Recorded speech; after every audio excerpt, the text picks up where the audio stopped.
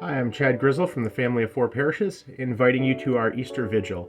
On Saturday night, we enter into the central celebration of Christian faith. We rejoice in the resurrection. After lighting the Easter candle, along with candles that represent our own baptism, we listen to the story of God's saving plan. From the creation story through Abraham and Moses, in the Psalms and the prophets, we hear the constant desire of God to free us from sin and death.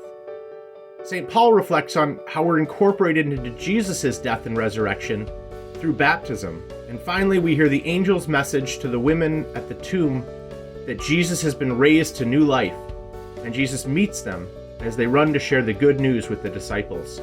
After we hear the story of salvation, we invite those who've been preparing for the Easter sacraments through the RCIA process to enter more fully into the story and into our community through baptism, confirmation, and the Eucharist.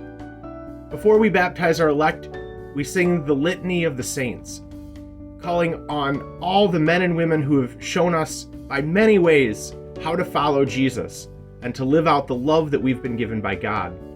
We call the Spirit down upon the water of the font, recalling God's saving and cleansing power. The elect profess their faith and are baptized.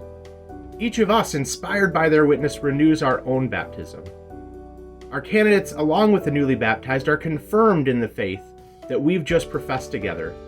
And finally, they're welcomed to the table of the Eucharist, where they enter into full communion with us, daughters and sons of God, and brothers and sisters to us. And so I invite you to come to Our Lady of Divine Providence, Saint Casimir Church, on the corner of Bremen and Clark Streets this Saturday, April 8th, starting at 7:30 p.m., to be a part of this incredible celebration.